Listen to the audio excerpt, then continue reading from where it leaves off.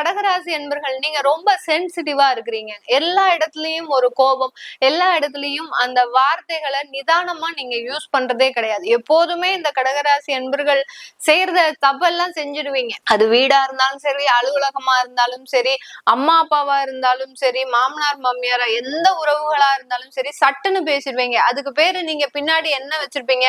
நான் எதையும் மறைச்சு வச்சு பேச மாட்டேன், உடனே நான் ஸ்ட்ரெயிட் ஃபார்வர்டா பேசிடுவேன் அப்படின்னு தான் சொல்லுவீங்க.